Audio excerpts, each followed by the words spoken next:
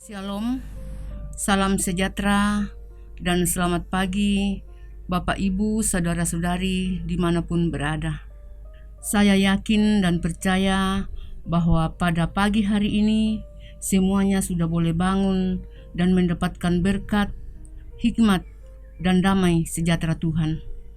Karena itu patutlah kita bersyukur karena kasih setia Tuhan tidak pernah berkesudahan kepada kita semua. Sebelum kita memulai aktivitas kita di pagi hari ini, mari kita mengawali dengan firman Tuhan yang terambil dari pertama Petrus 2 ayat 19 sampai dengan 25. Namun sebelum kita membaca dan merenungkan firman-Nya, mari kita berdoa. Bapa dalam surga, kami bersyukur atas kehidupan baru yang Tuhan masih anugerahkan kepada kami. Untuk mengawali aktivitas di sepanjang hari ini, kami akan membaca dan merenungkan firman-Mu. Namun sebelum itu, ya Bapa di surga, kami mohon dengan Roh Kudus ya Tuhan, mempersiapkan hati dan diri kami, agar apa yang kami baca dan renungkan bersama pada pagi ini boleh kami pahami dengan baik, boleh kami praktekkan dalam kehidupan kami sehari-hari. Karena itu ya Tuhan, bersabdalah kepada kami semua, karena sesungguhnya kami telah siap mendengarkan firman-Mu. Di dalam nama Tuhan Yesus Kristus, kami berdoa. Amin. Pembacaan kita pada pagi ini terambil dari pertama Petrus 2 ayat 19 sampai dengan ayat yang ke-25. Firman Tuhan berbunyi demikian. Sebab adalah kasih karunia jika seorang karena sadar dan kehendak Allah menanggung penderitaan yang tidak harus ia tanggung. Sebab dapatkah disebut pujian jika kamu menderita pukulan karena kamu berbuat dosa? Tetapi jika kamu berbuat baik dan karena itu kamu harus menderita, maka itu adalah kasih karunia pada Allah. Sebab untuk itulah kamu dipanggil, karena Kristus pun telah menderita untuk kamu dan telah meninggalkan teladan bagimu, supaya kamu mengikuti jejaknya. Ia tidak berbuat dosa, dan tipu tidak ada dalam mulutnya. Ketika ia dicaci maki, ia tidak membalas dengan mencaci maki. Ketika ia menderita, ia tidak mengancam, tetapi ia menyerahkannya kepada Dia yang menghakimi dengan adil. Ia sendiri telah memikul dosa kita di dalam tubuhnya di kayu salib, supaya kita yang telah mati terhadap dosa hidup untuk kebenaran. Oleh bilur-bilurnya kamu telah sembuh. Sebab dahulu kamu sesat seperti domba, tetapi sekarang kamu telah kembali kepada gembala dan pemelihara jiwa.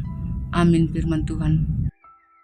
Dari pembacaan kita pada pagi hari ini diberi tema menghidupi kasih karunia dalam penderitaan, atau di bawah lambasa toraya nakua ungkari tutui pak kaborokna lan kama parisan. Saudara-saudara yang kekasih dalam Tuhan, seringkali kita mengartikan kasih karunia Tuhan sebagai hal-hal positif seperti kekayaan, kesehatan, dan kesuksesan. Namun kasih karunia juga bisa hadir dalam bentuk penderitaan yang dialami karena kehendak Allah. Yesus menunjukkan teladan ini. Penderitaannya tidak dicari-cari, tetapi dengan kesadaran dijalaninya sebagai tindakan kurban keselamatan bagi banyak orang. Dalam penderitaannya, Yesus tidak mengeluh atau mencaci maki, tetapi menyerahkan semuanya kepada Allah yang menghakimi dengan adil. Sebagai pengikut Kristus, kita diundang untuk siap menderita, bukan karena dosa, tetapi semata-mata karena kita diminta untuk setia padanya.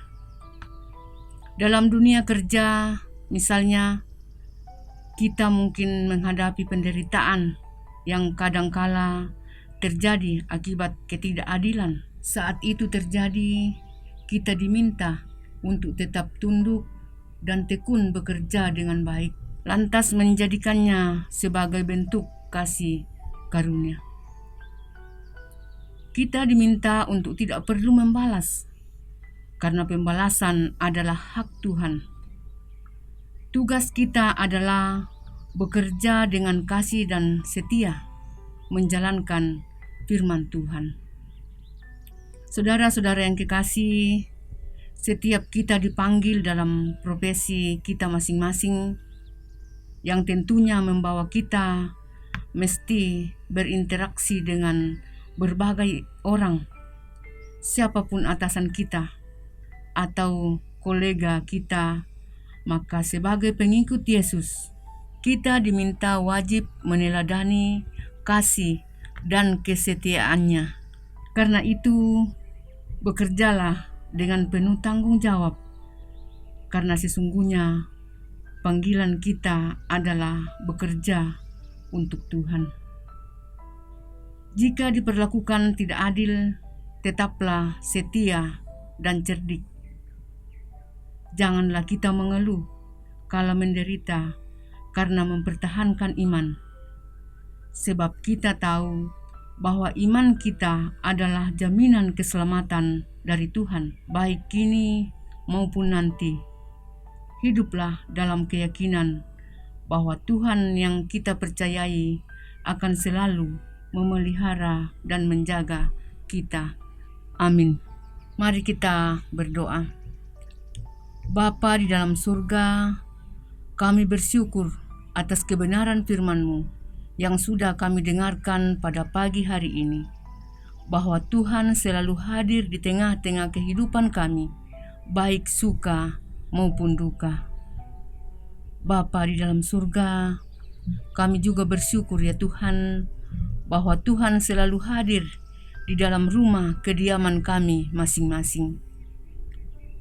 Dan untuk mengawali aktivitas kami di pagi hari ini, kami mohon Tuhan selalu hadir dalam kehidupan kami, menuntun dan menyertai kami, agar apapun yang kami lakukan untuk sepanjang hari ini, boleh kami lakukan hanya seturut dengan kehendak Tuhan sendiri.